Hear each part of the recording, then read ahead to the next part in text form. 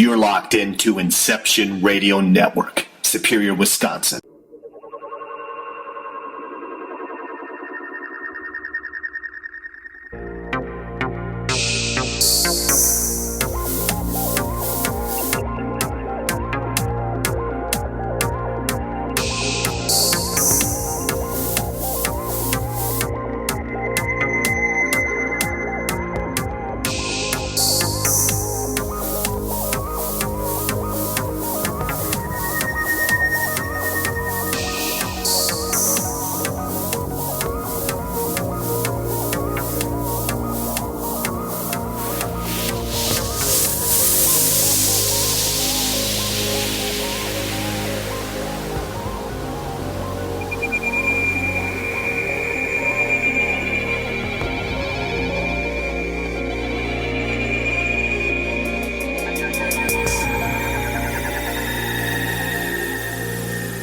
And now your host of California MUFON Radio, Lorien Fenton.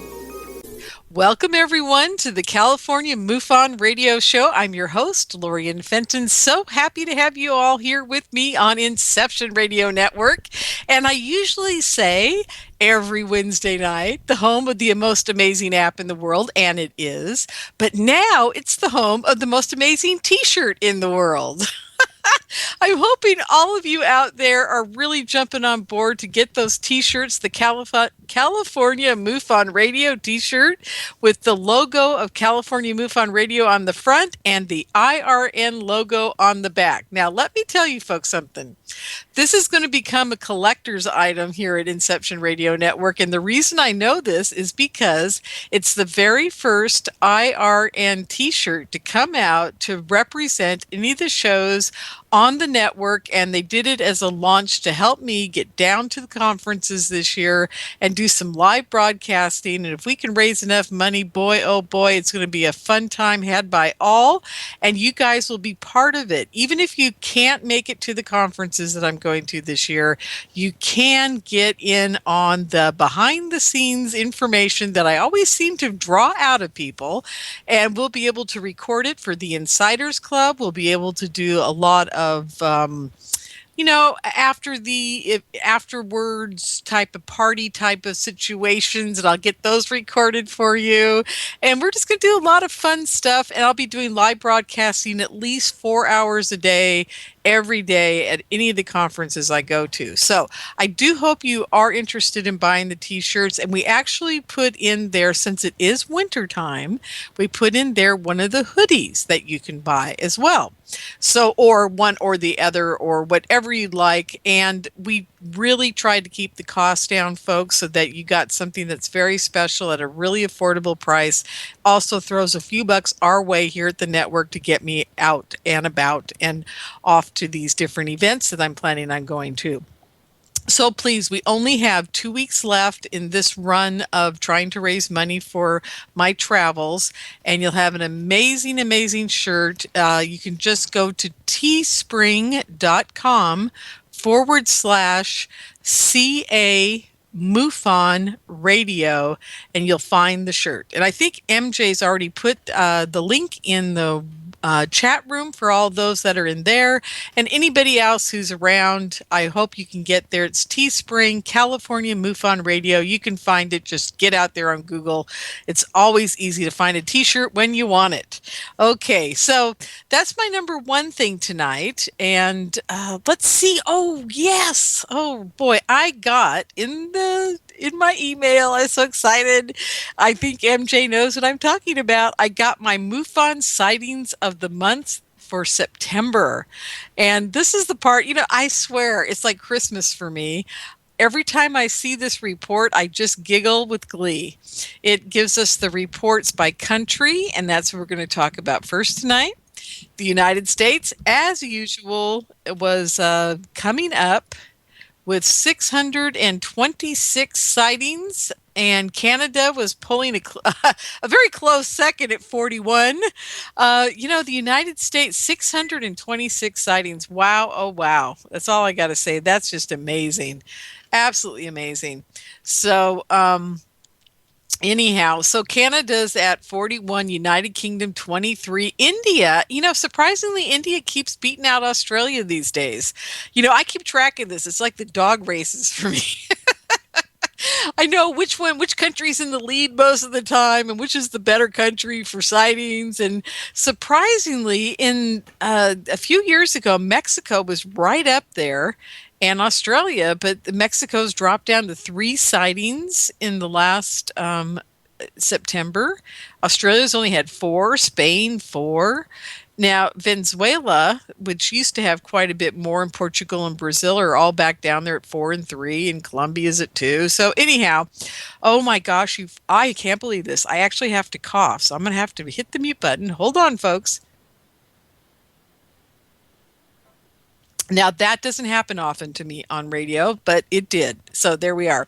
Anyhow, so I'm absolutely surprised that India has moved its way up in the charts, as they say. It's now at 11 sightings in September. United Kingdom always kind of floats around near the top, and Canada as well. And the United States is always way, way, way in the lead on this. So that's pretty normal. Now, we get down to the UFO reports by state. And as usual, California is pulling in the front at 93 in September. Now, here's an interesting thing. Pennsylvania had 32 sighting reports in September. That's phenomenal. They've moved up quite a bit. New York is at 25. Texas is hanging around 27. Michigan, 28. And Arizona 29, Ohio 31, Florida 32. Just pretty phenomenal. They were down in the teens and the 20s up until September. Something must have happened to get them all excited and get those ships moving around. And what's interesting is that a lot of them are Southwest and Midwest. That's quite phenomenal. And then if we get down to Maine, they have 6, Kentucky 6, Alabama 5. Idaho only had 3. That's so sad. And Hawaii had 1. Oh dear, you think there'd be a lot more activity in Hawaii. Now, come on. What's with that? Okay, now, my absolute most favorite part of this is the bottom of the page, and it's the shape of the objects. And this is, again, every time I look at this, I'm just absolutely blown away. Now, the cross is down at the bottom at 2. And if you guys all remember last month when we read this, it was hovering in the middle. So pretty surprised about that. The cylinder shape is hanging in the middle, diamond shape, cigar shape, all hanging in the middle there. And the sphere, as usual, is pulling the front at 140, circles at 84. Star-like objects keeps kind of going up and down in the charts at 82. Triangles still holding their own up at the top at 64. And disc is still holding its position up in the top at 61. Ovals, others, unknown. The unknown, the unknown grows and shrinks and grows and shrinks and goes from the top to the bottom. I can never tell what unknown is actually supposed to mean. Someday I'm going to have to ask the MUFON director what that means. I don't know why they're giving it a classification. Because it has to be some shape or they wouldn't have seen it, right? I mean, I'm going to have to ask somebody about that at a MUFON symposium. Okay, and again, the part that blows my mind, it's dropped this month, the September month of reporting, but the people that are closer than 100 feet, there were 115 of those people.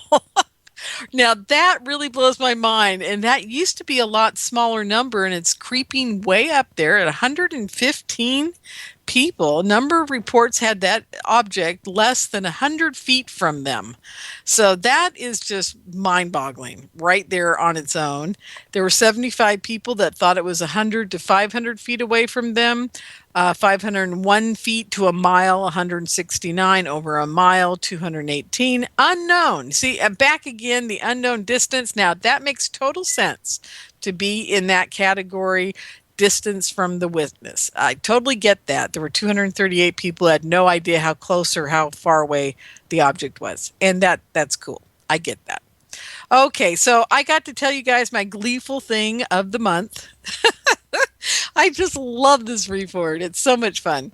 Okay, so and you all know if you join MUFON, you'll get this report too, and you can have that gleeful moment when you're drinking your coffee, like I do, where you're like, "Wow, crosses, stars, oh, cool!" And then you can sit and imagine how many people saw that object less than 100 feet from them, and that leads me into who our guest is tonight.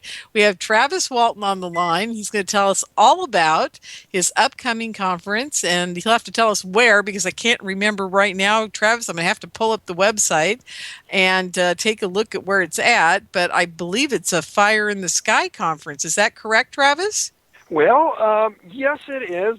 It's on the anniversary of my incident, but we're calling it the Skyfire Summit. Skyfire Summit. Cool. Yeah, summit has a double meaning. You know, we're at the top of the mountain here, and also, you know, a summit is a conference, so it works. Excellent. Oh, it's a beautiful website too. I've got to give you big kudos for that.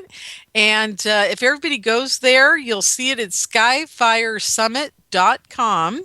And I'm going to quickly give you guys the dates. There's a pre-conference event on November 5th. And then the Skyfire Summit begins November 7th and runs through November 9th. So that's pretty much the second weekend of November. Is that correct, Travis? Yeah, and you know, the pre-conference event on the 5th is on the actual anniversary of my incident, and we're going to have a skywatch on the site. Oh, wow. I'll be going with them with much trepidation. Oh my gosh. Yeah, because I know, and I don't know if everybody knows your story. So, I mean, I know I can't imagine who wouldn't at this point in time, but in a nutshell, in like 5 sentences, why don't you just tell everybody who you are and what happened to you? You don't have to go into I was part of a any 7-man detail. crew working in the woods. We'd been cutting trees all day. We were headed home, and we spotted this object hovering near the road. I got out, went up for a closer look, and wound up getting taken aboard for 5 days. My coworkers were accused of making up a cover story for having murdered me, and so they were given polygraph tests by the state police, and which they passed. And you know, being such a dramatic case, it was also the focus of a great deal of attacks from skeptics and whatnot. But I've written a book and taken each charge head on and disproved them all. So it stood this test of time. Absolutely. And, you know, the movie that was made, as you know, dealing with Hollywood is a very tricky situation. And I'm sure there are many people who've had a movie made about them that just go, oh, gee, you know, that isn't really quite right. And I just want everybody to know out there that I think that movie was not quite correct. Is that true, Travis? Was it a little off? Well, that's true, but you know, it's true of every Hollywood movie about a real-life incident. You know, I know the story behind Gorillas in the Mist, and you know, they changed things when they made a movie. And the Bruce Lee story, I knew that intimately, and they changed that. So it's not that unusual, but I've been in discussions too, working to get a remake of the movie that will stick more to what actually happened, and especially my current understanding of what happened. I think that's improved over time.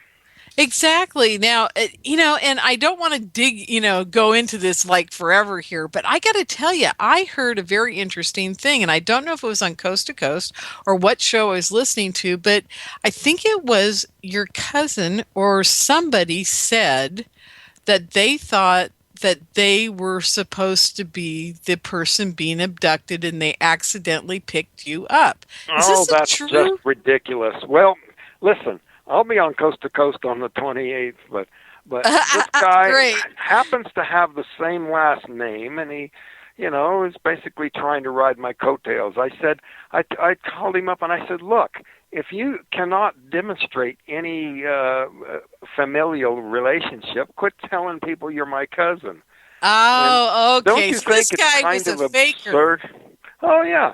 It would be ridiculous for these entities to cross the universe and then, you know, get some guy in Texas instead of me just because he had the same last name, Exactly. And when I heard it, I thought, what in the heck is that all about? I'm going to have to, when I ever, meet you or talk to you, I was going to ask you, and I just did. Who was this guy, and what was that whole story about? So that's good. I'm glad you cleared that up for me, because I always wondered what was going on with that. And, tell me, what I'm more curious about at this point, Travis, is not really what happened to you back then, but it's been how many years now? 40 years since it happened? Coming up with this Skyfire Summit will be on the 39th anniversary of the incident. Wow. Okay, so here's my big time question for you that I've always wanted to ask you. Now that it's been this long since it happened, and of course the question came about 20 years ago, but now that it's been 39, what do you think they were doing with you in the first place? And do you think it was an accident, or do you think they were actually trying to take you somewhere when that whole thing started? Well, yeah, and that's really, what my newest understanding of this was, that it was kind of an accident, that I got too close, and this energy discharge wasn't like a beam being fired. I just got myself hurt, and I think they actually took me aboard to revive me. So, Exactly. I call it more of an ambulance call than an abduction. I agree. Yeah, every time I look at what happened to you, just as an observer, I always thought, well, that's just so weird. It doesn't sound like he was a lifelong abductee. Now that's my other question. Have you had visitation since a child? Well, if I did, I wouldn't tell anybody. I was dragged into this. By the time I was returned, it was worldwide news. And I tried hiding out for the media for a while, and then they were acting like, oh, you got something to hide. So as soon as I got out there, oh, he's a publicity seeker. So you can't win. But I found out that if I didn't do the interview, they'd do the story anyway, only it'd be more negative. So I'm here kind of against my will. They call Travis the reluctant celebrity. But I don't agree with that celebrity stuff. Well, and then, okay, so that leads me to this whole thing. Now, I have a love-hate relationship with the UFO community, and a lot of people that listen to my show know this. There are certain people, I put on conferences myself, Travis, so I know all that you're going through right now, and believe me, my heart bleeds for you, because I know what it's a huge job. It is, and you're pulling your hair out, and you're turning gray at the same time, and it's just, believe me, I sympathize like no one can, believe me. But the problem I've got is people come up to me all the time, and I never make money on my events, because the reason is I will not kowtow to the people out there right now that are like the gurus on the circuit. I absolutely refuse to have them at my conferences. The people I have at my conferences are people that no one's ever heard about before, that are coming out maybe for the first time or second time in their life and telling people about these amazing experiences that have happened to them, or they're scientists that have just been sitting on the sidelines and coming up with their own hypothesis, and maybe they're not world famous scientists, or they're not rocket engineers, or whatever it may be, and they're just coming up with some amazing theories out there. Well, that's one reason I invited Tom Reed, the guest that's going to follow me here on this show, is because his case was kind of a sleeper case, and it's been around for so many years, but exactly, it's just now being discovered by the mainstream researchers. It's about time, don't you think? It's an incredible case. It is. It's absolutely amazing. And his brother, my God, his brother went through so much stuff. And we're going to talk about that later tonight with Tom as well. But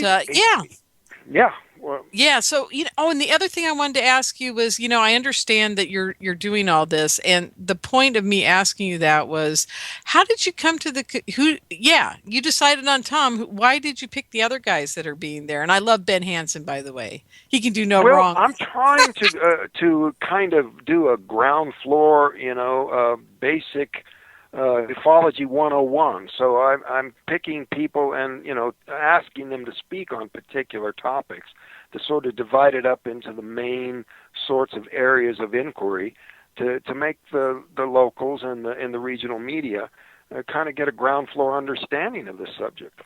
Exactly. Yeah, wonderful. And I got to really applaud you for having Stanley Milford Jr. there. He looks like he's an amazing guy. And the Zuni elder, Clifford Mahudi. Yeah, I've got Yeah. and John Yeah. Dover. So I've got three Native Americans, and I think that's very important perspective. I gave a talk here recently on the reservation to almost 1,000 Native Americans, and Wow. they have some interesting things to tell about what happens way back there on the reservation, away from the city lights. That's phenomenal. Good for you. I'm really pleased with that. That's just absolutely amazing. So anyhow, I'm just so thrilled that you're here tonight. So, is there anything else you want to tell us about what's going to happen at the conference? Well, I've got a friend that's highly recognized in the music industry who is coming. I think everybody would know who he was, but until I know a little bit more to make certain that he's going to be able to make it, I'm not going to give his name. But he offered to actually perform some of his songs, and Oh, so that'll be a nice wonderful. surprise for people who come. Great. But And the venue looks like it's not like your regular hotel. What is this place? Well, it used to be a barn, but it's been remodeled and they've been holding weddings there into a banquet hall, and it'll hold about 300 people. So Cool. it's very nice inside now, and that's the important thing: is get everybody out of the weather and have a place to hold it. That sounds wonderful. I'm very excited about this. Oh, I hope I can get there. I don't think I can, but I'm going to sure give it my best shot and see if I Well, can I've got make a it. number of people coming from L.A., so maybe you could share rides. Oh, you never know. There you are. Well, and it looks like your event schedule is set up so that you guys are starting. You have the 3:30 to 9 p.m. at the Red Barn on it looks like the 5th. Is that correct? Yeah, we'll gather there and then head up to the site for the Skywatch. And Ben Hansen is conducting this. He's got the telescopic night vision equipment. This is going to be first-rate Skywatch, and it's kind of an exclusive event. We'll have another one during the actual conference. That'll be on the evening of the 8th. We might not be able to get all the way to the site with that many people, but Right. there's actually going to be two Skywatches. And, we're going to have music and a banquet, and it's Cool. gonna be, That's great. And then on the 7th, it looks like you guys are kicking off with the conference schedule, and then you'll just be going through the next few days, right? right. Speakers and your regular event. Oh, great. Wonderful. Yeah. Wonderful. Stanton Friedman is our keynote speaker. He's kicking off the event. Peter Robbins is the MC. I'll be speaking on Saturday afternoon, and it's a great lineup. I think and especially the topics that have been selected is just going to cover the subject for everyone. Cool. And a final thing about the summit here, if it's okay with you, I'm looking at the page that says about the Skyfire Summit, and it shows you at the scene of the abduction. Now, I'm looking out here, and I thought there was a lake nearby or water. Am I mistaken? Well, Black Canyon Lake is like 3 or 4 miles away, so I don't know. I know where you got that. It's called the Turkey Springs Contract, but we're up on the hill and the springs are down below, but it's not a large body of water. It's just a little spring. Okay, so I'm getting that mixed up. So when I'm looking at this picture of you, it says Travis Walton at scene of his abduction, July 2014. It's basically kind of looks like an old growth forest that's been chopped down, and they've got regrowth growing in there. Is that correct? Well, what happened is we had a forest fire, and otherwise that would be that was dense forest, tall trees at the time that it happened. Wow. Okay. So let's get back to the incident before our break here in a few minutes. I want to ask you, I'm looking at the ponderosa pines near the site, and that is more like what they were when you were being abducted from the area, correct? Yeah. Much taller. So what I'm assuming is that the UFO didn't get very close to you. It was hovering up about how many feet, would you say? It was outlined against the sky. We could see it very clearly. It was less than 100 feet away, but it was below treetop level. So it was. Oh, wow.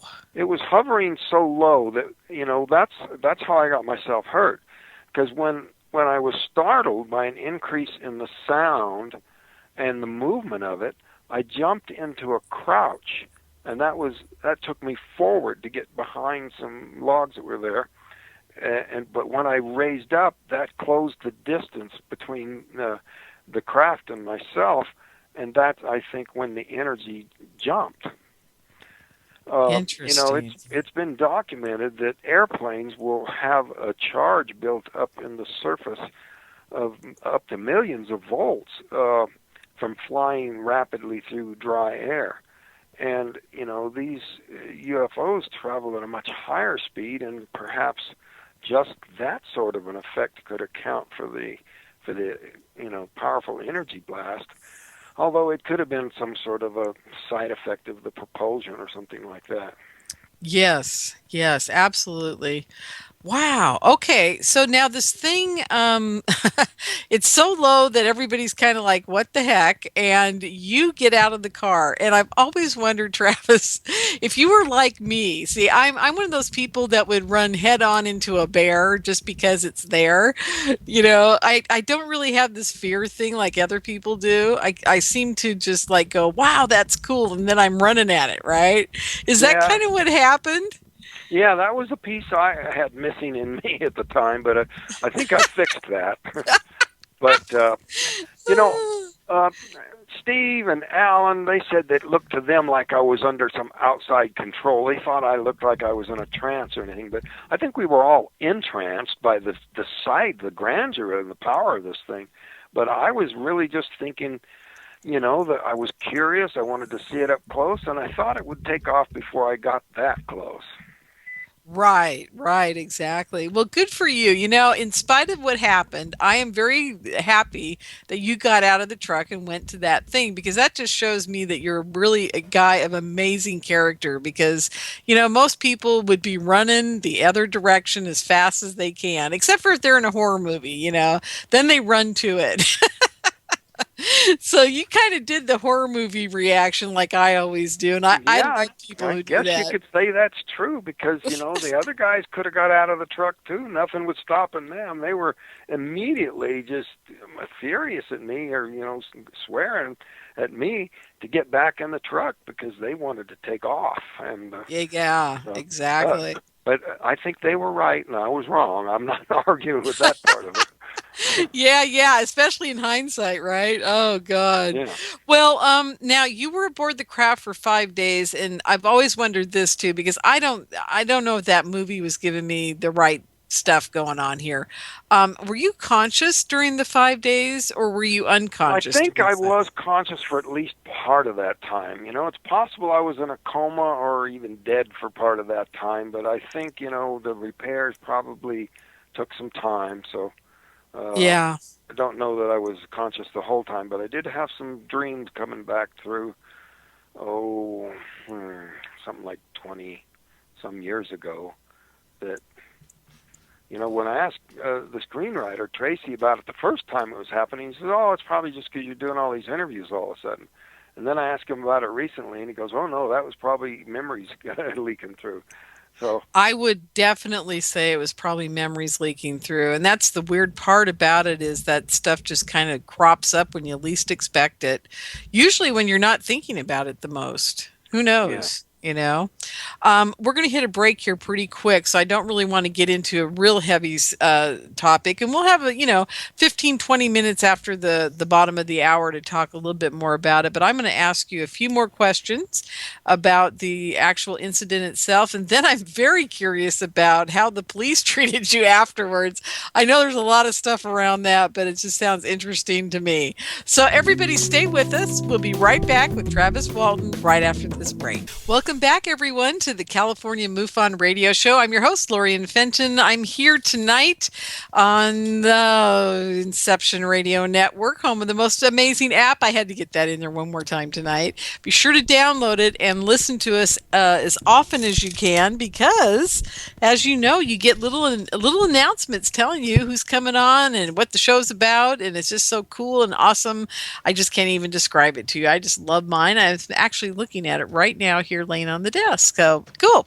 Anyhow, we're here with Travis Walton tonight, and he's talking about his abduction back in 1975, and we're talking about his 39th anniversary Skyfire Summit, and it's just going to be so awesome. I hope everybody can make it, and I'm going to try, but who knows? We'll see what happens. Come on, you guys, buy those T-shirts. If you buy the T-shirts, I might be able to get there. Oh, wonderful. Okay, Travis, I have more questions for you. And then I thought in about 15 or 20 minutes, we'll bring on Tom. And we'll talk a little bit with him about what happened to, in his life and his brother and himself. But we were talking a bit before the break about the whole incident with the guys in the truck. And, I'm just very curious, how did they react to this whole thing, besides the fact that what I'm more curious about is the whole police involvement and how they reacted and what they did to help the police find you, or, what did they do? I mean, here these guys are, they're wildly driving down a mountain, and then you're not with them. The police are looking for you. They don't know where you've gone. And how did they deal with this thing? Well, when that blast of energy hit me, it was so violent that they said that they were yelling at each other, it killed him, it killed him. So, they were because of the power of that, they were convinced I was dead. So when they went to the sheriff, they mentioned dead, and boy, that naturally the lawmen started perking up their ears and thinking that this was some kind of a crazy cover story for a murder. And, yes. The pressure was on them. They had threats from my older brothers, and then, the searchers were, and, the community kept accusing them, driving by yelling, "Where'd you hide the body?" and that kind of stuff. So, they were saying, "Hey, we'll take any kind of test you want."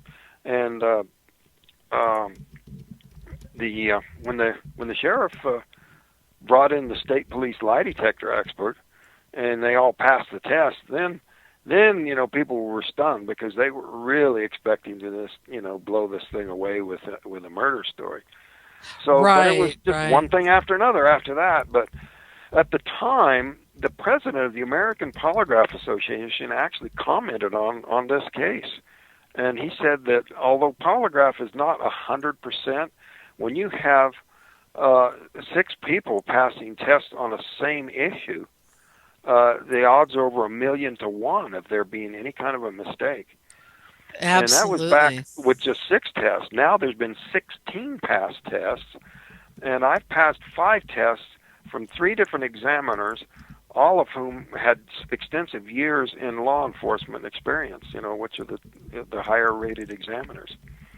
Yeah, and the most amazing thing about your whole experience, Travis, is that polygraph test. And you know why? It's because, and I know you know this, it's because what it did is it had 6 people prove that there was alien contact, there was a ship, there was something that happened. And that is like, as a law officer or a community member or whatever, to have these 6 people come to you and say, look, there was this thing in the sky and it's real, that is disclosure right there. Oh, yeah, it was real. But, Dr. Harder made the point that if you had 6 people say that they witnessed a murder, that's open and shut. That guy's going in an electric chair. But suddenly, when it's a UFO incident, all of a sudden they're going to quibble about that, even with polygraph tests. Exactly. And can you imagine what would have happened if you had never come back? Maybe you had died and you were on the ship and they took you away to some other universe or dimension or wherever they might have taken you, and your body was never recovered. These guys all would have gone to jail for something that they didn't do. Yeah. Oh my God. Wouldn't that have been something? And they felt that very keenly. I bet You they know, did. when they I took those bet. lie detector tests, they were, that was in the sheriff's office, the courthouse, the jail was all in one building. They weren't going nowhere if anything went wrong with those tests. Yeah, yeah. Every time I think of your story, I always think of you being more as a group incident than just Travis Walton being abducted, because the problem is there's 6 other people sitting there and they lived kind of like 5 days of hell, at Oh yeah, least, they did. They you did. know. And And when you watch that Paranormal Witness show interviewing those guys, you can tell that it affects them to this day. oh, I bet. Powerful. I can't even imagine being in their shoes. Yeah, none of those guys even knew anything about the other guy's interview, and almost every one of them broke down on camera. I mean, Oh my God. it was that See? powerful.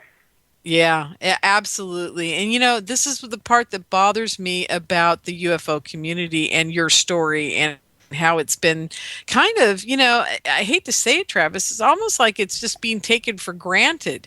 Your story is probably one of the most powerful ones out there because you've got 6 witnesses sitting right there that were exonerated by the police department and whatever, and they were all telling the truth.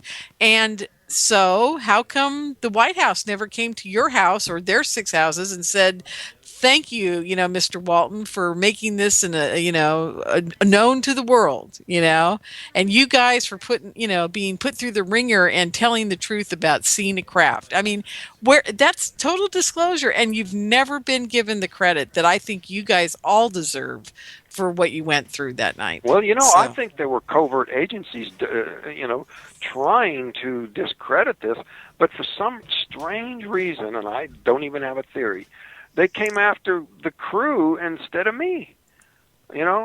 right. Most of these attacks were directed at Mike and guys on the crew, especially the youngest guy on the crew. And I don't know. So- Like I said, I don't even have a theory. That is just so bizarre. So, what did they do to Mike? Did they, Oh, audit him and his some kind of taxes for 20 all years? that kind of stuff, tax harassment, Forest Service contract harassment. This federal criminal investigator comes to him and writes up a confession and tried to, actually intimidate him into signing it. And all this stuff was related to the incident because, we found out that federal guy had got a copy of the sheriff's file. Oh, my. See, now that really bothers me, Travis, because, here you are, obviously, you had a very traumatic physical and mental experience, of course, for being gone for 5 days. But these poor guys, they're being harassed for how long? 20 years after this incident? Oh, yeah, well, it's ongoing right up to last they're time still I talked bothering to Mike him? Rogers, they were still bothering him. And Steve, he gets these phone calls and stuff, and people following him. And it's just... See, I now don't understand. That's not as surprising to me as that they're hands off with me. I don't get that. I would be the one they would come after, but is somebody watching out for me or something? I don't know. I don't have a theory. I would Doesn't make assume sense. there is, Travis. Just my gut feeling tells me there is somebody looking out for you because my friend, to have lived through what you lived through, there was somebody looking out for you big time. And to be hit by that, whatever it was, that charge, and come back 5 days later is just amazing. So, I'm just glad you got back to tell your story because those poor 6 guys would have been really, well, they would never have been harassed after that. If you hadn't come back, there would have been nothing. They would have just been in jail and this story would never have gotten out there. So, Yeah. yeah. And you guys did change the way, though, I think the whole UFO community was being looked at the time.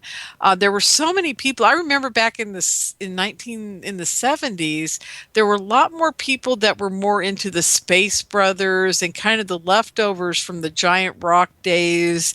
And it was much more, Betty and Barney Hill were an thing, but it wasn't quite as into the culture as much yet that, maybe there were abductions going on or people were being taken against their will. It wasn't quite as all out there yet. And it wasn't that just the beginning of Whitley coming out. And I think shortly after that was when John Mack got involved. And and Bud Hopkins, but things just weren't really on the forefront. Yours was a real groundbreaker for people to understand that there are not so nice and friendly and furry and glowing angel beings out there, that there might be something else going on.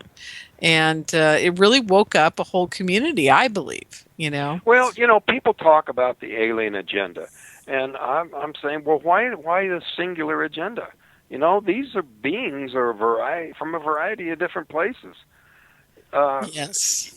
It's just this last year that NASA said it's a virtual certainty that nearly every star has about a dozen planets, and that increases exponentially the number of possible life-supporting planets that they previously estimated.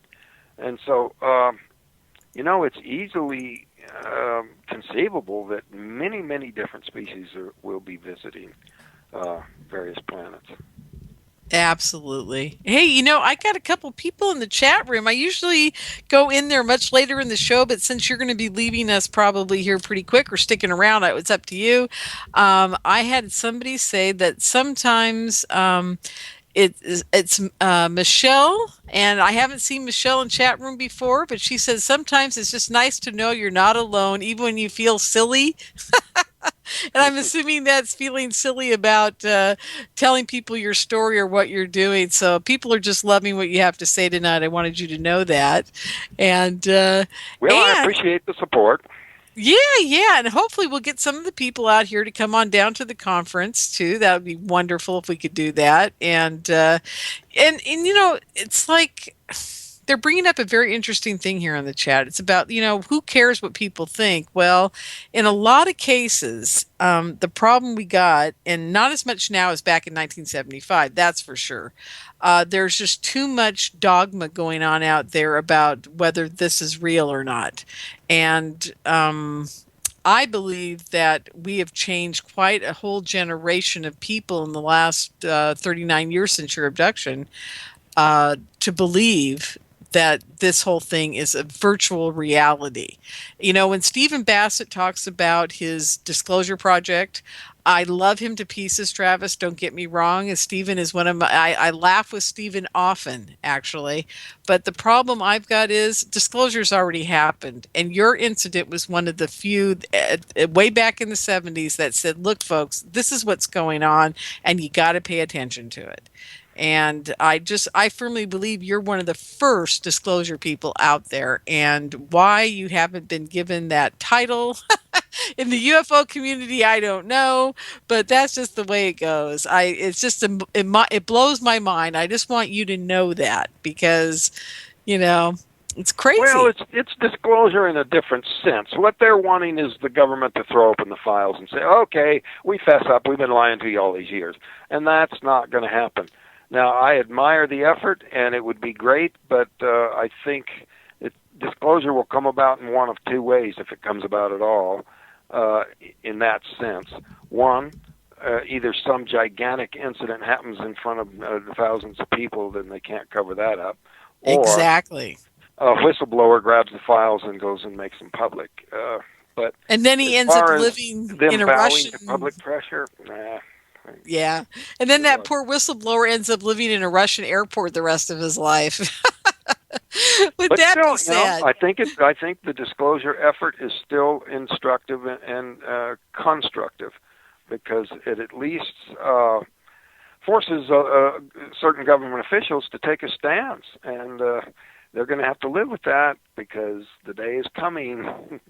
Exactly. Yeah, it's like I said, I give Stephen every kind of prop you can give him, and I love what he's doing, but personally, and as far as the whole UFO community goes, we all know disclosures already happened for all of us. So I guess we're just kind of old hats or jaded or something. But you're right. He's working towards getting those people to wake up too, and that's great. That's fine. Whatever it takes, I'm all with it. Hey, I got a question for you, Travis, from the chat room. Sky33 wants to know: have you had any ESP experiences? Well, yeah, but I'm going to deny it. That's okay. Hey, did you ever have a premonition? And this is kind of an off play of what they just asked. Did you have a premonition that something might be happening to you that night at all, or was it Well, just the out of guys the in the blue? truck, they said it seemed like something was about to happen, but I think they were actually sensing the buildup of this electrical charge. So I Exactly. said it Yeah. just seemed like an ordinary work day. Wow, pretty cool. Okay, I have also Jim Bob Short in the chat room has asked, has Travis had any noticeable after effects? And he didn't put the last part to that, which I'm going to do for him, which is good or bad after effects. Oh, well, that's another question I used to duck a lot, but I learned never say anything publicly that you don't prove. So I went Right, in right. and got the printouts from my employer, and I'll say this much: I never called in sick one time in the last 39 years. Oh, wow, that's amazing. So it So, could be a coincidence, just but I well, certainly don't have any bad I health to report. I absolutely believe that whoever fixed you on that ship that night or those 5 days or whenever they did fix you probably did as much as they could to help you and keep your body going as long as possible. So you probably have a few extra little, alien little genes in there that might be keeping you going. Maybe you'll live to 150. Who knows? That'd be kind of cool, huh? Yeah, that'd be cool. And let's see. I think everybody's kind of died down on the questions in here now, or I can't find them. There's always that possibility. Oh dear. Oh yeah, here we go. One more. Does Travis remember any smells or changes in smells throughout the event? Well, we kind of answered part of that because you don't think you were awake for most of it, right? Yeah, that's a pretty frequent question, and I'm thinking that the energy that hit me when I woke up, I was in such pain in my head and chest that the fact that I couldn't smell anything other than feeling that it was extremely hot and stale and humid could have been just that my senses were, numbed temporarily. Oh, So, absolutely. so there could have been an odor that I couldn't have detected, but. Sure, sure. Wow, absolutely amazing. Well, okay, so folks, I don't see any more questions, and that's fine. Oh, they're talking about these people who get ESP seem to have phantom pains. So I Mhm. hope you're not having any phantom pains, like remembrance pains of the whole No, thing. when I have pain, it's real. Like when I hit my thumb, working on the car or Exactly. something. Oh, and then I guess that, oh man, now they're piling in here. Let's see. I'm going to answer J3's question. You haven't been back to that location very often, have you? I try to avoid that, Yeah. especially, well, this Skywatch coming up will be the first time that I've ever gone there on the anniversary at night. So, Oh, wow. at least I'll be in the company of some other people. Wow. Actually, Okay. I'm a little bit nervous about it. I don't blame you. I don't know. I don't know if I'd go, Travis, to be Well, honest with you. I used to just think, well, coincidences happen, but man, there's been such a pileup of synchronicities that they're just, very unusual. I don't know if we got time to cover it, but Yeah, we do actually, if you'd like to. We got about 7 minutes left here. We'll bring Tom in at the top of the hour. But yeah, go ahead. Tell us about the synchronicities. oh man, I could give an entire talk on the number of coincidences, but the one that's popping up recently is my daughter announced on 5/11, which is Mother's Day, that Uh-huh. she was going to have my 11th grandchild, Oh. and she is due on 11/5, which is the exact anniversary of my incident. Oh, wow. That's a lot of 11s. Yeah, that's a lot of 11s all at once. I went That to is call cool. her today, and I picked up the phone. I was going to text her, and it was 1:11. Oh boy. See, there you go. That 111 thing. It's been popping up for a lot of people lately too. Well, here's a couple quick questions because we have a few minutes left here. Does Travis think he has implants? No, I don't. I had upper body X-rays, and nothing was detected. And again, my case is not your typical quote-unquote abduction. It's more of an ambulance call, and Yeah. So, Yeah. and the medical assessments were pretty thorough immediately after, Absolutely, yeah. Okay. Here's another question from Durhuff, and he says, Lorien, what does Travis think the dude in the Air Force jumpsuit was? Well, you can call that Air Force, but that was just my initial impression. I actually think that there are beings out there that look one heck of a lot like humans. Also, as an extension of that, this thing, they didn't have the term grays back then, but Yeah. I think that these beings that are called grays actually represent several different species at least. That it's pretty common for similar forms to arise in similar environments. And I give examples of various animals here on the earth that, because they live in a similar environment, come to look very much alike. When they trace their ancestry, they're not related at all. They're not even in the same taxonomic category, but because they live in the same place, they take on a similar form. And I think, mark my words, when we send probes to these other planets and we find out the nature of the life forms, we're not going to be astounded at how bizarre they are. We're going to be astounded at how familiar they look. Absolutely. Absolutely. I totally agree with you. And it's very intriguing to me that this person, Durhoff, even knew who the dude in the Air Force jumpsuit was. Was that another person on the ship with you? Because I have no idea what he's talking about. Well, that's because in so many recountings of my experience, including the movie Fire in the Sky, they leave out the fact that I encountered some human-looking beings too. Oh, very interesting. Cool. And was it just one human type being and the grays, or was it more than one human type? More than one, yeah. Wow, cool.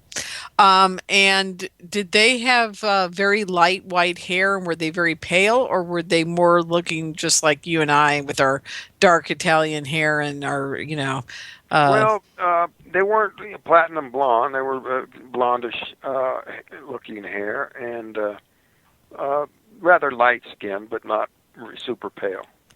Oh, very cool. Okay. Very interesting. Now that just kind of freaks me out because I knew nothing about that. In your case, I guess not surprising, being as everybody focuses in just on these small creatures, because that was what had me so traumatized. Well, yeah, and I don't blame you. If you'd woken up to see some people that looked more human, maybe none of this would have been as traumatic, and maybe you'd just be, tripping the light fantastic. Yeah, exactly. I never thought of that. That's the first time anybody said that, but yeah. Yeah, that would have been very interesting indeed. And I'm surprised they didn't let you see those humans, Well, as much as Paramount changed the story, the one scene where the actor is held down on the table and there's a membrane over his face and he's struggling to breathe through it, struggling to scream through it, that didn't actually happen, but it does a much better job of communicating to the audience why so much panic. The feeling of suffocation generates a panic that you just overcomes everything. Absolutely. Yeah, it does. And I've been there. A few years ago, I almost died of what they called triple pneumonia, Travis, that they never did figure out what it really was. And my blood oxygen level was down to 2, and they were sure I was dead. So I kind of know what it's like to drown in my own lungs. So it's a very interesting phenomenon. It does do very strange things to you. Oh, yeah, and that's the reason waterboarding is so effective in interrogations, because even though everybody knows about it before it happens, they even train for it, anticipate it, it still works because it operates on instinctive levels. Exactly. Yeah, it cuts right to that place in your brain of absolute terror and fear because you're trying to keep your body alive. Yeah. It's one step away from total murder is what it is. and the reasoning mind knows they're not going to kill me. This is not fatal. They've been through it before, but it still works. Yep, absolutely. So the feeling of suffocation is just it. Yeah, yeah. And I can understand where anybody would have PTSD around that for the rest of their life. I'll tell you what. Okay, Travis. Well, we've done our whole hour of damage here. I can't believe how fast that went. That just blows my mind. And we're going to go back to the summit. It is called skyfiresummit.com. That's the website, folks. Skyfiresummit.com. Go there, buy your tickets, get to it. It's going to be absolutely wonderful. And I'm just looking here, Travis, one last time. What city is this being held in? It's in Heber Overgaard. That's the town nearest where it happened. Oh, wow. Okay. And the town to where I was returned. Oh, cool. We're going to conduct a little tour, and people can see the actual phone booths that I called my family from. They're kind of there is a monument now. I mean, they haven't been functioning for years, but they're left there because of what happened. That's amazing. Okay, Travis, thank you so much for being on the show tonight. I really, really appreciate it. You're a wonderful man. I can't wait to see you. And, well, we're going to bring Tom on next, folks. So say goodnight to Travis, everybody, and we'll bring Tom Reed on here right after the break. So hang in there. Welcome back, everyone, to the California MUFON Radio Show. I'm your host, Lorien Fenton. I'm so happy you're all here with me tonight. I'm having such a good time.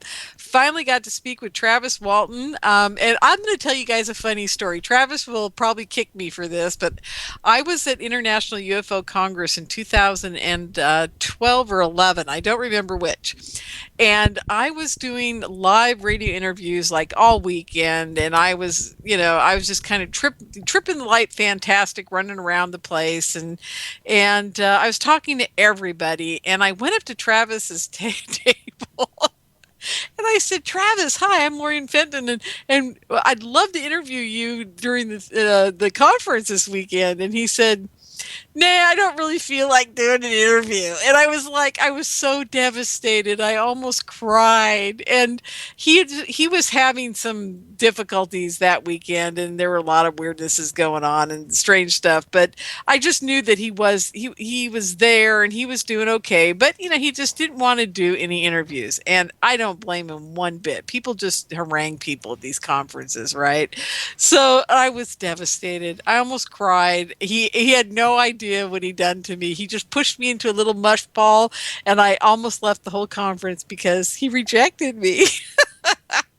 But he had his reasons, and I totally get it, and I totally understand it, and I've never told him that story. So there you are. That was my first meeting with Travis Walton, and he's been very gracious and a very nice gentleman to me ever since then. So that was just my first time getting. And I would say it was my introduction to the radio business, because no matter who I think I might be, and who people don't have a clue who I am. I go to these conferences and I'm running around going, I'm Lorien Fenton, and I want you to be on my radio show, and they all look at me like I'm from Mars, right?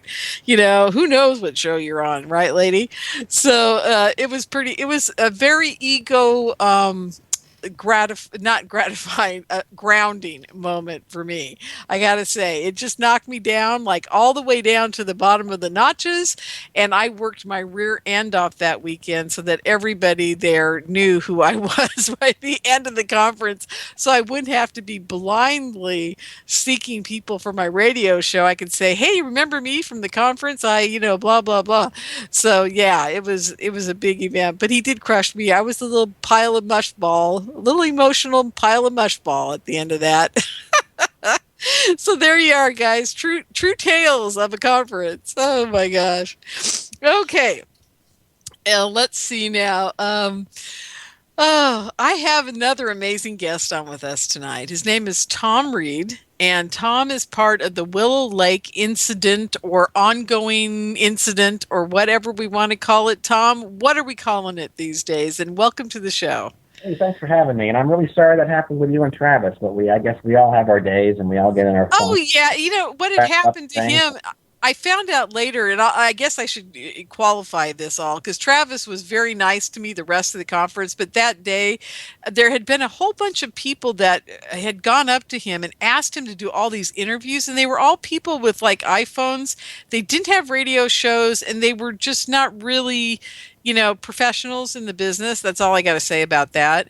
And they were just kind of haranguing him. And I found this out afterwards from my friends at Arizona MUFON, what had been going on. Because I kept saying, well, I thought, I really wanted Travis on the show. And they were like, oh, no, he just got bombarded by all these, kind of crazy people asking him for interviews. And they just wanted it for their own purposes, I guess, or their podcast, or I don't know what it was. But so anyhow, he had just been bombarded, and I just showed up at the wrong moment when they'd finally gotten rid of all these people, and so there I was. So yeah, so it wasn't that big of a deal really, but I just laughed to this day because Travis was truly the man who kind of indoctrinated me into this whole UFO community by saying, yeah, I don't want to do an interview. So it's like, cool. I guess they all don't, they're not all egocentric. I think he really taught me some. He did me a great service by doing that. Well, it's all in how you look at it, right? And I think sometimes, we can tend to, certainly someone like Travis or a few others that, get really in touch with what took place, and sometimes you get yourself into a funk. I've had to, actually, to be honest with you, I've had to restructure some of how I go about my presentations and the way that I deliver them. I would get really wrapped up in the very earlier part of it and really go down memory lane and relive it and it can put you in a funk for the rest of the day. So I'm sure that has happened to Oh yeah, it happens. It happens to everybody who is out there talking about their experiences. Number one, much more so than the people who write about experiences that haven't had it. And we have a lot of those in the community too. And I give them all the kudos. But it's really it takes a much bigger toll on the presenters who've had experiences, I got to say. And I just want to thank Travis for what he did do, because if he hadn't done that, I might have spent the rest of my days growing a big head and getting an ego and coming out of this whole thing with like, everybody wants to be interviewed by me. I'm something special. And, the reality is I'm not, and I know better, but, it's nice to have somebody just kind of say, hey, look, I don't want to do this. And you know what? The best thing about the whole thing to this day is that when I'm rejected now, it doesn't faze me in the slightest. I have no...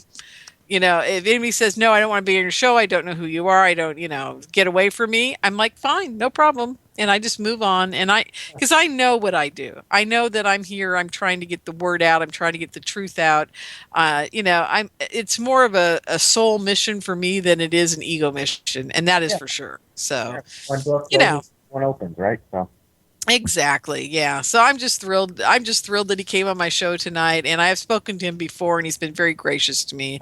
He's a very nice guy. So anyhow, enough of that. Yeah. Let's get on to you, because you're the most important factor here tonight. Well, not the most important, but I just really, your story is absolutely mind-boggling. So why don't we tell everybody a little bit about yourself, and then if you want to talk about the whole incident going on up, as much as you want to talk about tonight. So let's do that.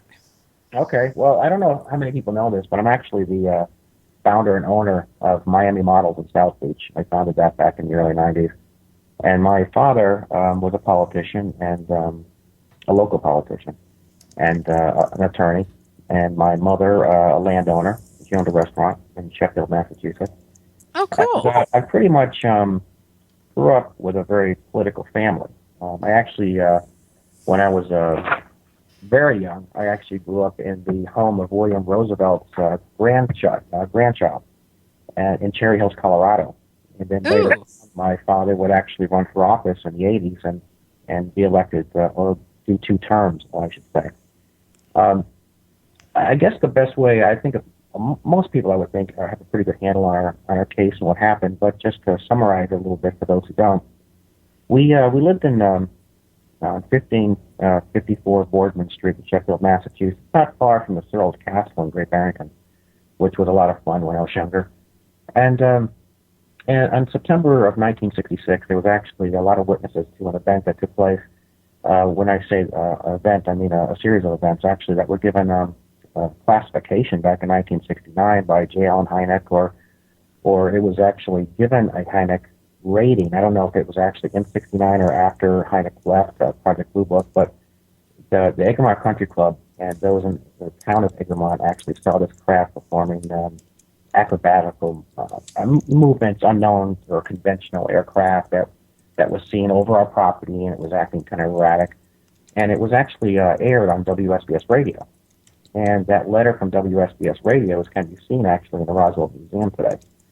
And so that our event actually was given a classification back in September of 1966.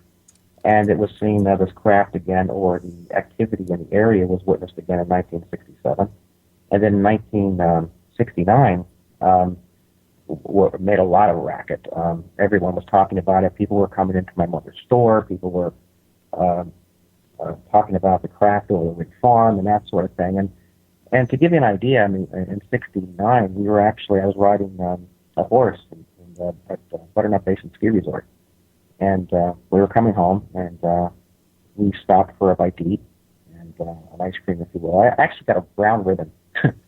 And my saddle came loose, and I was pretty upset about it. So I think my mother left a little bit early to try to get me in a better spirit, I guess, dry those crying eyes of mine. And so this craft was actually, it was probably, I'm going to guess around 8 o'clock maybe. And there were some lights off on the left side of the car, and this was going down Route 7, actually, in the Sheffield area. And it was up higher, below a tree line. There was like a hill to the left side of the car where the trees would actually grow up on the hill. Like the right side of the car was all open, and the left side had an embankment, I guess you could say. And there were trees on top of that. And we saw these lights behind the trees, and my grandmother had noticed them really first because she was looking out the back. She was facing us in the passenger seat. And I remember how this all felt, and it was very weird. There was a weird sense in the air that the car did come to a stall or a stop off the right side of the road. My mother to this day doesn't know if she stopped it on purpose or if the car came to a stop. It was a long time ago, but it did it. I remember it coming off the right side of the road. I remember the stone sounded like eggshells crunching or cracking, and you could hear the popping sound, and it just. Hey, Tom. Yeah. I wanted to ask you, do you think your grandmother was abducted in that moment? Well, we all were. Oh, so the whole family was, or wasn't just one person left behind, or two, or everybody was? We all remember different moments from that night. When the car came off to the right side of the road, it just sat there. I mean, we actually was like, if you've ever been in the middle of a hurricane, it was very still. It was very quiet. It was almost like it's dead. And you didn't hear any birds. You didn't hear anything. It was just a weird feeling. And then all of a sudden there was this eruption of crickets and katydids and just an explosion of noise from outside.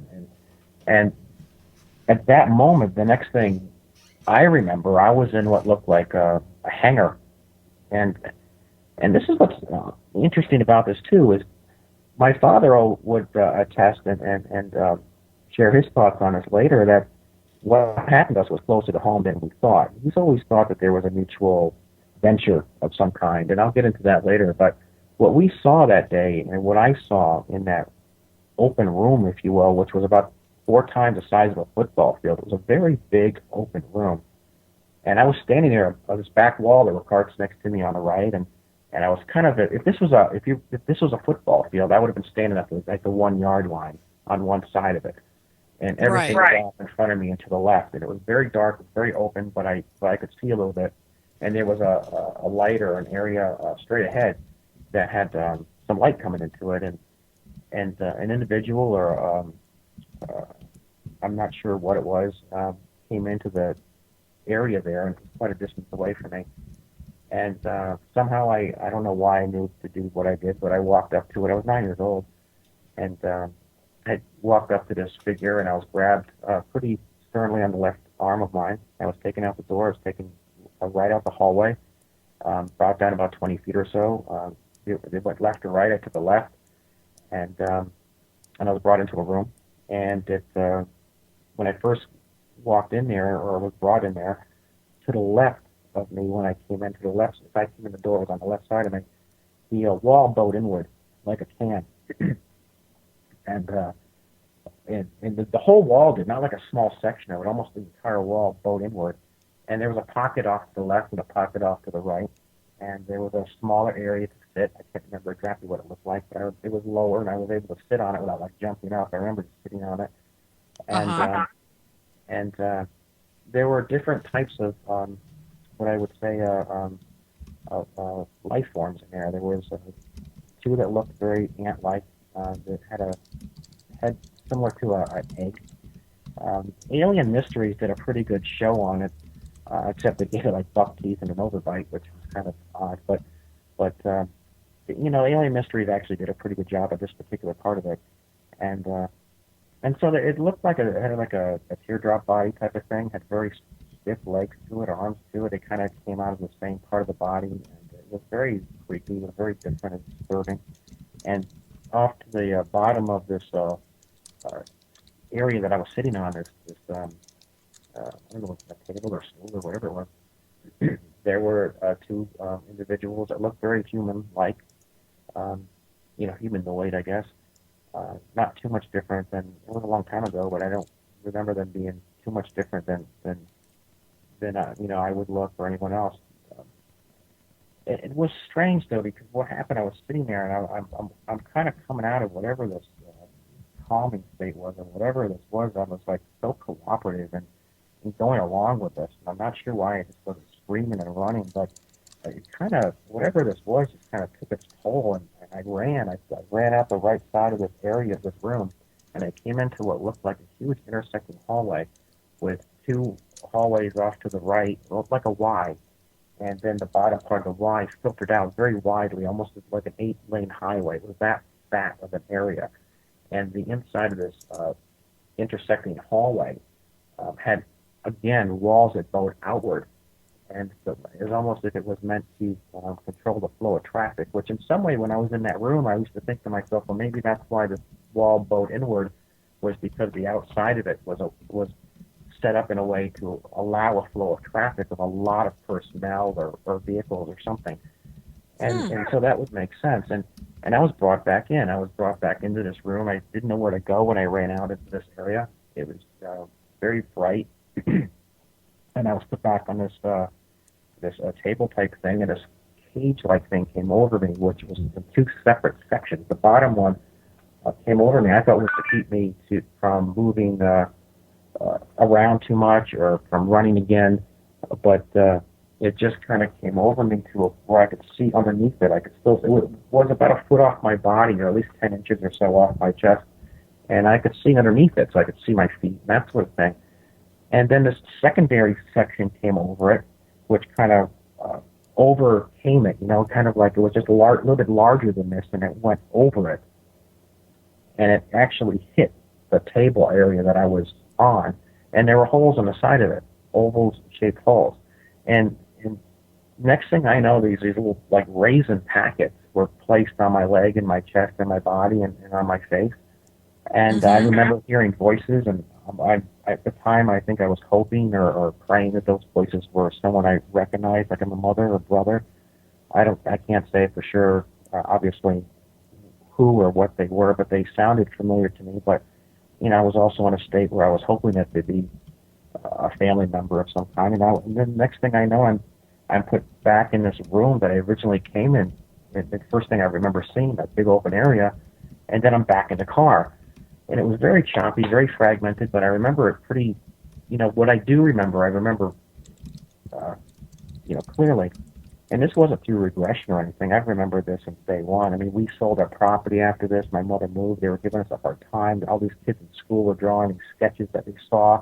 It was given a Heineck rating. I mean, our case ended up going to the United Nations in 1992. So this is an important aspect of it because it had so much testimony, so many witnesses.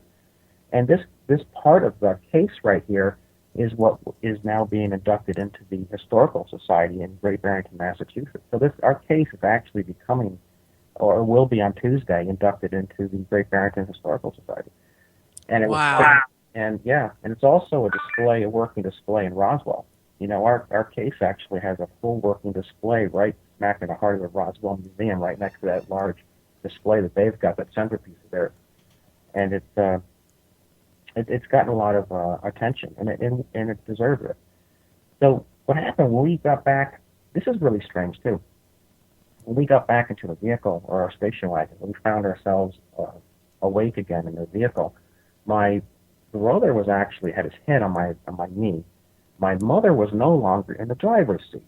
My mother was in the passenger seat, and my grandmother, that was in the passenger seat, was in the middle of the area of the street or road. Now, this is what happened. When my grandmother came back in the driver's seat, instinctively, when no one else was conscious or no one else was responding to her, she drove. Now, when this happened on Route 7, she just kept going because she knew the area and went for help.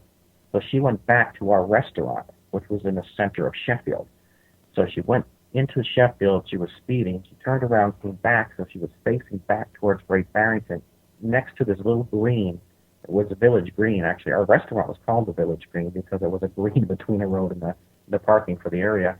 And the local police department was right behind our building, along with the fire department, and a church and a store. It was all right there. That's how small this town was. So she gets out, parks the car, and runs into the store looking for help, and there were people there working. They were closing up. So she went in, and I was coming to. I saw her walking in front of the car, and I got out, and I followed her into the store, and they had some bikes and different things, and strollers and things, and I was grabbing her hand, and I was trying to pull her outside. I remember it was yesterday. And she was talking to the guy. There was a man there working behind the counter, and she was kind of shook up and kind of in a weird funk. And so we left the front door and went down towards the car, and she kind of stopped, and I was pulling her hand, and she started to break down and cry, and I think that's really when it hit her, and so my mother was getting in the driver's seat, and I don't remember if my brother was awake yet or not. I don't really recall that, but my mother ended up driving the rest of the way home, and so she sold. I think that was it for the family. 67 was a pretty brutal time for us too, but there were only 3 events that took place in the 60s, and they were on our property, right on our property, over a 4-year period. So there were 3 events over 4 years, and they were witnessed by a lot of people back then, and they were given classification. So, oh yeah, no, our case was given a classification in September of 1969, just 3 months before Project Blue Book folded, and it went out on WSBS radio.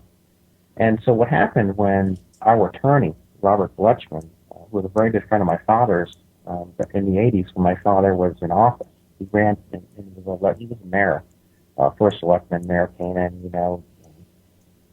was a very political person, and Blutchman was someone who was very active with Center for UFO Studies and knew J. Allen Hynek very well. And because our case was actually given a Hynek rating way back in the day, Blutchman took an interest in it. So he runs into my father at a mixer in Hartford, and my father, I guess, you have a couple drinks, you're talking, and the subject came up, and so my father said, well, you should talk to my son, because he actually lives on Prospect Street in Manchester, about half a mile or so from your law firm. So after work, and due to my father's request, I used to ride my motorcycle to work. I took my bike and would pull into his office early on Fridays. I used to scoot on Fridays. And Tom, yeah. I'm sorry to interrupt you, but we're having a little bit of difficulty with me talking to you because we can hear me talking and we're in an echo. So we're going to fix that, and we're going to take a break right now. So folks, stay with us, and we'll be back in just a moment. Welcome back, everyone, to the California MUFON Radio Show. I'm your host, Lorien Fenton. We're here on Inception Radio Network. And I'm going to say one more time really quickly, I hope everybody gets their California MUFON Radio t-shirt or their hoodie. And you can get them at teespring.com/CA MUFON Radio. That's the place to buy them. They're really cool. And like I said before, you guys, these may become collector's items, you never know. They're the first IRN t-shirt ever done. And who knows, at some point I might even get big bucks for it on eBay. Who knows? And maybe I'll sign them and then they'll do that, you know. I don't think that's really going to be a big issue, but it could be fun, and you never know. To have the first IRN t-shirts might be just kind of a really cool thing. So there you are. Okay, and back with Thomas Reed. We're here talking about his experiences, the Willow Lake experiences, as they're called. Hey, Tom, why are they called the Willow Lake experiences? Well, they're not. Oh, okay. No, it's just the Reed family or the Reed case. The Willow Lake thing came in with that was an image that was my brother and I saw on a craft that was shown to us, and so just the willow tree seems to be very significant to us. I mean, it's just something that's been part of our family. It's kind of defined us a little bit, I guess, and so when we were going to do our book, which is in the works right now, actually. Peter Robbins is actually going to be assisting us with it. And the cover of it's going to have a willow tree on it and that sort of thing. So everybody sees this willow image, but it's really something that was shown to us. Oh, okay. Now I get it. Yeah. And, you know, I didn't want to distract you from what you were talking about before we hit that last break. And that was that you were saying that your father had talked to you about this, a lawyer, and you were going over to his office. And do you want to continue with that part of the story? Sure, absolutely. Okay. So Robert Bletchman, the Democratic, who actually was working with J. Allen Hynek, and we didn't even know it at the time.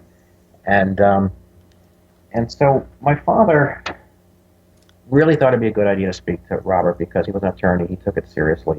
My father knew that he had a lot of insight, and so I would meet with him at his office on Broad Street, actually in Manchester, Connecticut, throughout the later part of the 80s and early part of the 90s.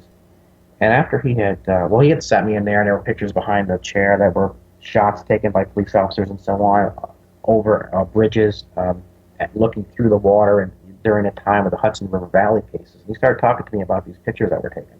And so I started to get really comfortable with him, and we started to talk about what happened back in the 60s. Now, when my father ran for office, of course, we were very tight-lipped about it because he had asked us to be. You know, that's not something you want to voice when you're running, you've got political aspirations, right? This is the last thing you want to do is throw out something there that could really tarnish your chances. So we were quiet about it. Anyway, Robert had looked into it, and because I guess he was able to get his hands on these classifications, and ours was one of them back in the 60s, and because these children all drew what they saw that hung in Sheffield Center School on the back part of the chalkboard. And my sketch that I drew as a child has been hanging in Roswell for years now. And so he was able to validate through the radio station and those in Egremont, Mass. and the others who called in what they saw back in 1966. And so he really took an interest in it. And so he approached my father one last time and asked him if he would be able to mention it. He said he had something big coming up. At the time, we had no idea what it was. And so my father said, well, as long as it's not going to, you're really not going to make a point of mentioning our family too much or bringing too much attention to it. My father was out of office now, but there's still a bench in the city green. There's a proclamation in the city of Bridgeport, Connecticut that has October 6th is actually a recognized holiday in our family's name. So my father really had a pillar standing. And so Bletchman wanted to be able to associate my father's political career and who he was as a person to help validate some of what he wanted to bring forth to the United Nations Parapsychology Society that met on October 2nd, 1992, headed up by Muhammad Ramadan. And so, with that said, our case actually was mentioned at that meeting, and Linda Morton Howe was there, Stanton Friedman was there, Bud Hopkins was there, and many others. And our case really went in support of Cash and Landerman. And there were testimony there from the Greece Ministry of Defense, the Pentagon. My father had all these papers that came back there, stamped October 7th, actually. I have them now. And so So our case actually was mentioned at the United Nations on October 2nd, 1992. Now, what a lot of people don't know is that my father lost his life on the same day, 14 years later, October 2nd, 2006.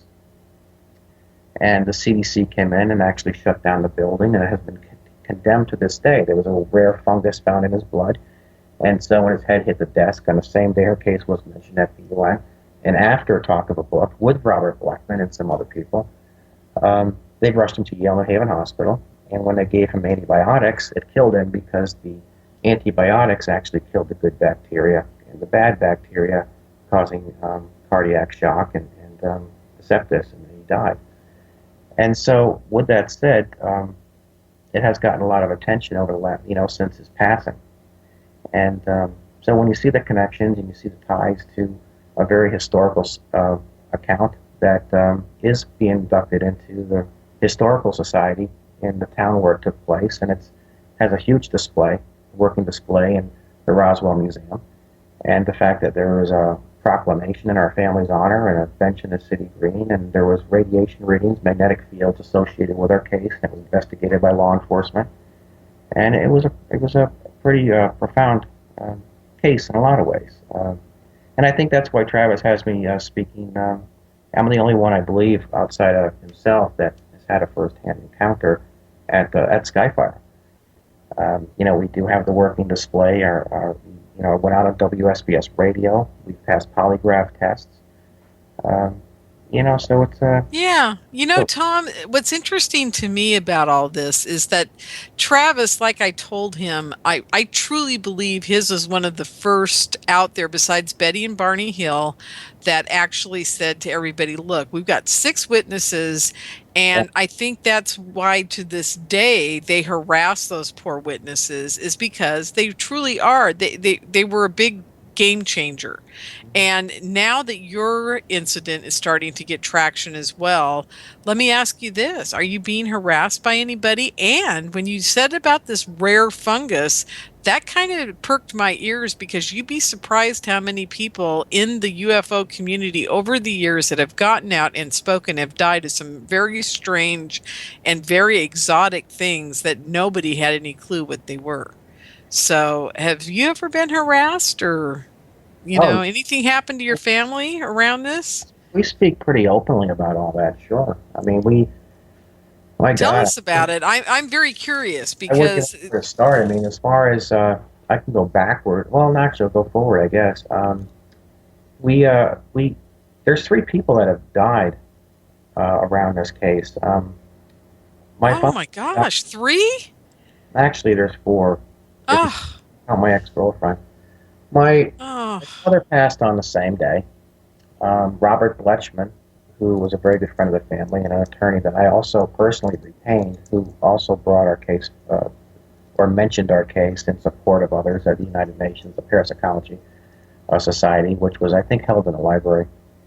He passed about a year after my father, and I can't say or attest to say how he died, or I know that he was supposedly passed after a battle with cancer. But at the time that I knew him and my father, he was pretty healthy at that point. My doctor that evaluated my son and evaluated my brother and I, and was going to speak openly about his findings medically back in 2010, actually at a MUFON conference in Tennessee, he released his information on September 15th, and he was found asphyxiated on November 12th, 8 weeks later. His name is Buckner, and you can find his letters and obituary on my website. My girlfriend, and this is kind of strange, of about a year and a half, I had a front page article come out in the Tennessee newspaper. Yeah, it was a front page of the Metro Pulse. It came out on February 16th, and my girlfriend was found. She passed from sleeping pills and liquor on February 28th. So whether that had anything to do with it or not, I don't know. But I can say that would be the 4th person. Now, as far as harassment goes, and she had a 3-month-old baby, so she didn't take pills and drink breastfeeding, but that's for another lunch, as they say. Well, no, Tom, I got to say something. I'm very much involved with the whole Black Ops, My Labs, super soldier, mind control groups. Right. And when somebody doesn't do those type of things and then suddenly they happen and in one night they die, believe me, I hate to tell you this, but it's... My father is definitely what it was. And as far as the rest of them, I'm also including other families, so I need to walk softly when I do that. But I will much to your question, because I know we're running out of time. I hired an attorney to take my documents and to have a memorandum of law written on them. Her name was Debbie Kessler. But Debbie Kessler has also been on filmed on a couple of these programs because she felt so strongly about it. And Travis met her. Debbie and I were on our way to the courthouse when we noticed we were being followed. And again, it was an SUV. It wasn't anything big. It wasn't a big black Lincoln or anything, but it was a black SUV. And we noticed it because it had a different type of sticker in the back window, a yellow, like a caution sticker on the back window. Oh, sure. Okay. And we had seen it before a couple of times. So, we were like, is that the same vehicle or not? So after the courthouse, we went down to see what we needed to do to get this. She met with she knew the district attorney at the courthouse in Knoxville, and we were heading back. And sure enough, you're kidding me, this is the same vehicle again? And so we're heading back towards Farragut, Tennessee. We took a left into an area called Seven Oaks. We went up Seven Oaks to see if we lost them, to see if the car kept going. And we looked both ways before coming back out, pulled back out, and we started heading back the same way we came, just to see, because we had a really weird gut feeling. And sure enough, he comes barreling up on the side of the car, starts screaming out the window, back off, we don't know who we're effing with, and that kind of thing, and swerved into our car and knocked us into oncoming traffic. So no. We take off, we go by a Sam and Andy's, which is a hamburger spot. We see two police cars there. We jump out, we get the cops. The SUV takes off. Anyway, we got the license plate number. We found out who it was. We went to court, and it was a private investigator that had admittedly been hired to give us a hard time. But he wouldn't relinquish what he did, but he didn't actually hit us. We tried to charge him with aggravated assault, but it didn't stick. And I actually got the police report, and I actually show some of that at the conferences. Now, wait. Now, did he reveal who hired him? No, he would not. No. So, to take it a step further now. So, later on, I'm folding laundry with my son in our bonus room, and the door opens up. And I didn't have a car in the driveway because I have a rag top. I have a convertible, and the rag top had gotten cut while I was at a movie theater. And so I was getting the top on it. So there's no car in the driveway. And so the door opens up, and I got my lap filled with laundry and so on. And this guy stands in the doorway, and I'm looking at my son because it was quiet. We were just folding laundry. It was a Sunday afternoon, and so I'm looking at my son. Who this person is? My son looks at me like, who's that? And I'm looking at this guy standing at my door. And he turns and walks away. So I'm taking the clothes off my lap, and I'm trying to roll down the hallway. I'm like, hey, what are you doing in my house? He walks out the front door, gets in his car, and takes off. I didn't see him again for 2 months. So my son and I, he played football. We were going out for lunch after the game. And sure enough, I walk into Beef O'Brady's, and he's sitting there with his granddaughter or relative or niece or whatever it was, who she was. And I walked up and I said, "Excuse me, you recognize me? You walked in my house about a couple of months ago, 8 weeks ago," and he wouldn't speak to me. And it was just, I'm basically blowing me off. I'm here. I'm having lunch. Do you mind? That kind of thing. And I said, "Yeah, I pretty much I do mind."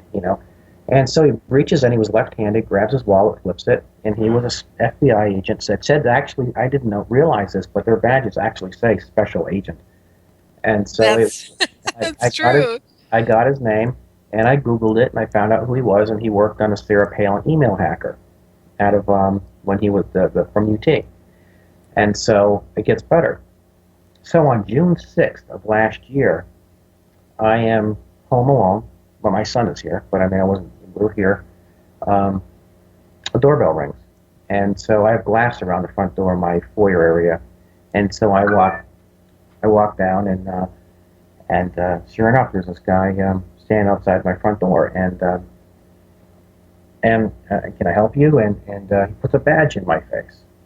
And he was from company called Key Point Government Solutions. If you've ever heard of it, they're out of Colorado.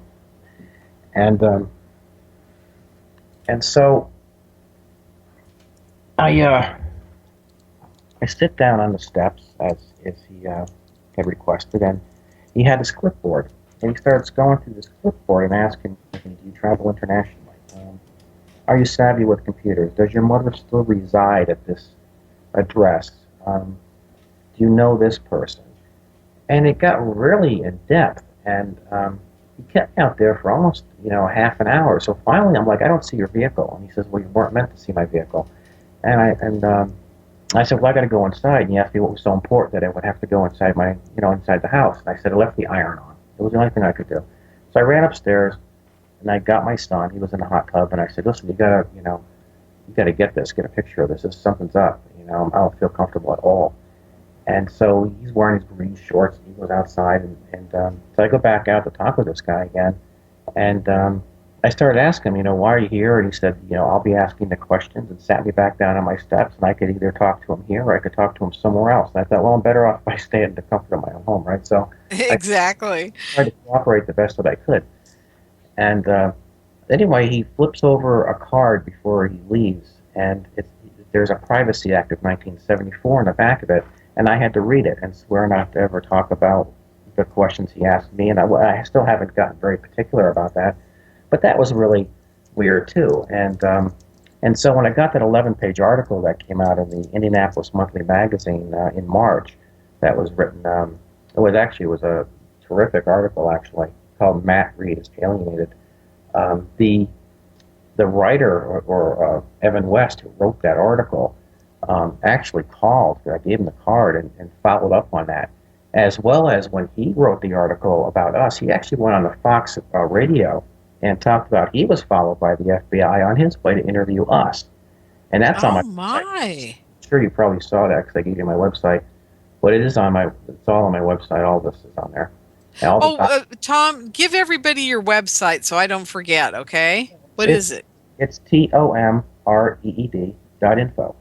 TomReed.info. And excellent. All these interviews with Evan West and, the Wikipedia, my Wikipedia's on there. A lot of the documents about the harassing that we've gotten and the government interference. I mean, it's all there. And I continue to put more and more up there. And I'm also in the process of writing our book. And I just actually got started on that, officially. I've been working on it for a while, but it's only recently that I've really put my best foot forward to get this done. And I'm glad I waited, because there are a lot of things that my father felt very strongly about. And some of that was that what we saw was closer to home than we realized. And if you look at where we lived, my opinion on what happened is changing a little bit, because I always thought, off-world, because we're spending all this money on off-world exploration and all these black dollar budget, money that's pouring into this particular search for life and so on. And so my father would say, we lived, an hour and a half from Pratt & Whitney. We lived about an hour and 20 minutes from Command Aerospace, or KMD. And there was the Groton, electric boat, the nuclear submarine. Sure. Site. We had a lot of Nike missile sites in the area. Glastonbury, where I used to live, was loaded with them. And so when you have Nike missile sites, you have underground, you never see anyone building those Nike missile sites. Have you ever there's Nike missile sites all over New England in the mountains. You ever see them build them? No. Oh, you never see them. And they're there. They're all over the place. So my father would say, why do you think there's no fly zone? What we saw that night in 1969 in our station wagon, he swears to this day came up from under the ground. And we had an 80-acre horse farm on top of a mountain. So if you had wanted to have something underground, that was the area to have it. Sheffield was a small town. You could walk the distance of the entire town. The entire town, the downtown, is only about 500 yards long. Right. Yeah, it's like a football field. Well, 5 of them, yeah. Yeah. It's just super easy to get through. restaurant is still there today. The restaurant that we owned in the 19. Oh, that's amazing. Do you guys still own it in the family, or? No, we sold it right after it happened in 1969. Oh, okay. Gotcha. It still has the same name. It's still the Village Green. The store that my grandmother walked into when this happened is still there today. The radio station, WSBS Radio, that broadcast our case back in September of 1969, whose letter hangs in Roswell, is still there today with the same call letters. Oh, cool. And they've had me back on, actually. Actually, the Boston Globe wanted to interview me on the radio station there. So it's the foundation for this is still very solid and getting stronger all the time. And now that the Historical Society has agreed to adopt our case and make it part of the building, I think is a testament. And it just, it's a strong acknowledgement.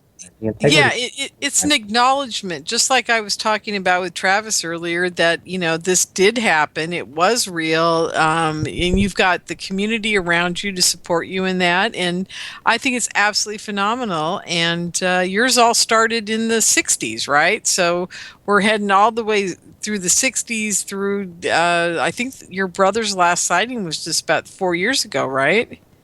Well, my brother, what happened with him in 2009, this is how the whole thing came full circle. I mean, my brother lived in Indiana during that Kokomo boom wave. Yeah, I'm sure you're familiar with the Kokomo boom. Oh, yeah.